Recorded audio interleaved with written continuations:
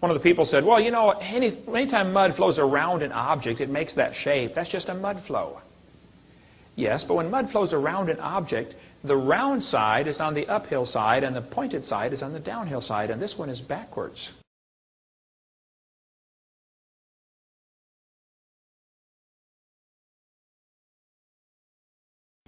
This is not a mud flow.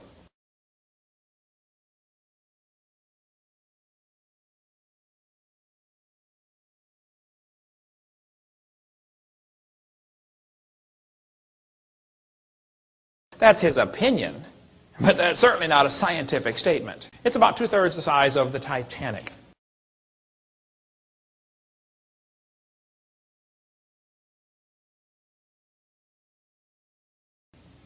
In that region, they have so far found, I believe, 12 giant stones. These stones weigh 9,000 pounds, and they have holes drilled through the top. Apparently, this was to hold a rock, to hold a rope, to hang this rock over the side of the boat.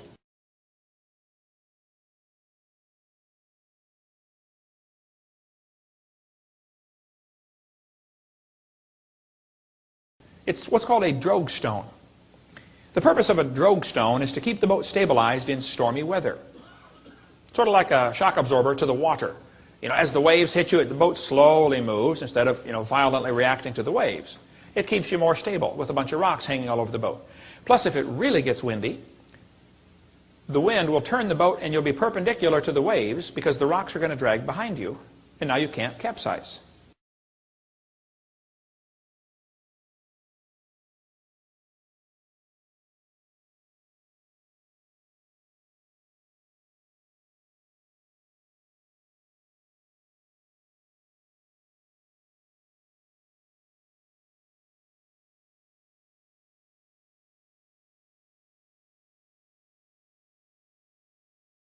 One atheist I debated, he's a former preacher turned atheist. He said, you can't have a boat that big because if you get over 300 feet long, when the waves come up, the boat bends in the middle and it breaks. Well, first place, a lot of people have built boats over 300 feet long. The Chinese had a bunch of them way over 300 feet long that sailed just fine.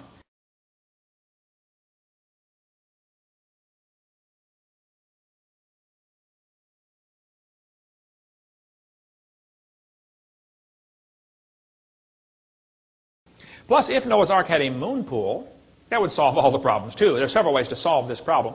A moon pool is a hole in the floor with walls built up inside, and when you go over the waves, the water comes up and down inside that hole.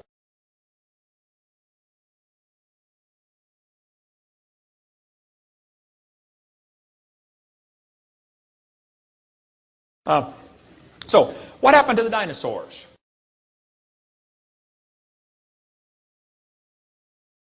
I mean, if the Bible is true and dinosaurs were on the ark, what happened to them? That question of what happened to the dinosaurs is used in public schools all over the world to trigger kids to start a conversation about evolution, to teach them the evolution theory. And they'll tell the kids, maybe a meteor struck the Yucatan Peninsula 65 million years ago, made an iridium layer all over the world, and killed all the dinosaurs.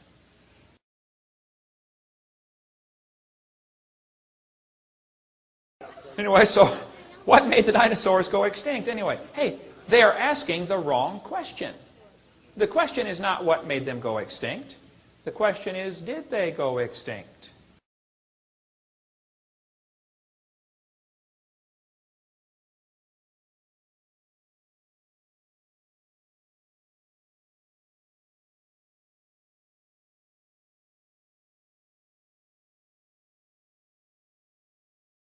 I think dinosaurs had two basic problems after the flood.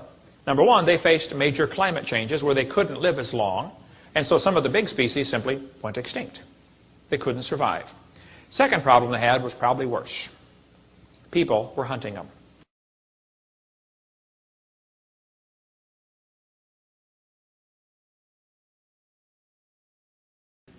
In those days, they called them dragons. They would kill them for meat. There'd be a lot of hamburger in one brachiosaurus. You could feed the village for a while, couldn't you? They killed them because they were a menace or for medicine. You know, it's amazing how many ancient recipes for medicines call for dragon saliva or dragon bones to be ground up and put in these things. Just like it's, just go out and get a dragon and put some of the bones. Just like it's normal. Everybody does that, don't you know? They used to call them dragons because the word dinosaur wasn't even invented till 1841. So all through history, they're known as dragons. The word dragon is found in the Bible 35 times. They didn't call them dinosaur. The word didn't exist.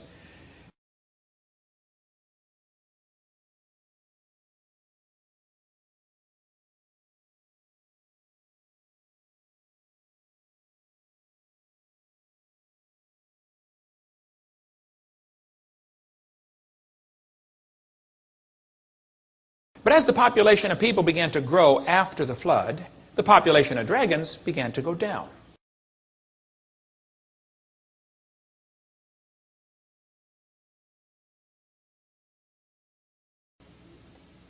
Nobody wants to live next door to a dragon. Hey, the same thing happened right here in Pensacola, Florida. How many grizzly bears are roaming around Escambia County right now? 0. How many were there 500 years ago, you think? Probably a lot of them, right?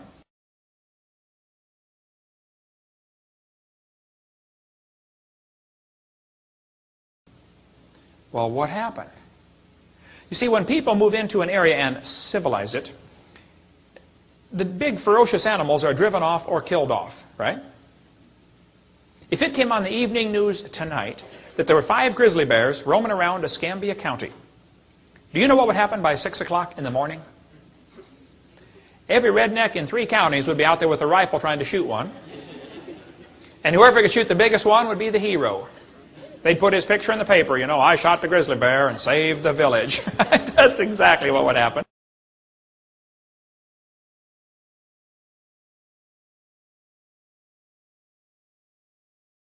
And that's what happened to the dragons. Man, if you could kill a dragon, you'd be a hero. And there are all sorts of stories of people killing these dragons. Gilgamesh is famous for slaying a dragon.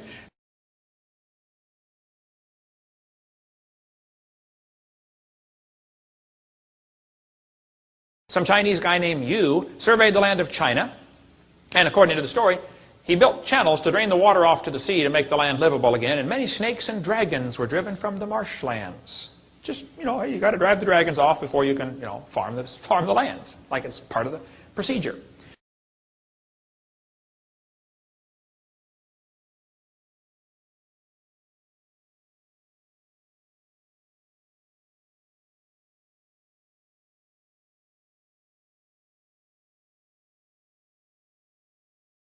The Babylonian god Marduk is shown pictured here on top of a fire-breathing dragon.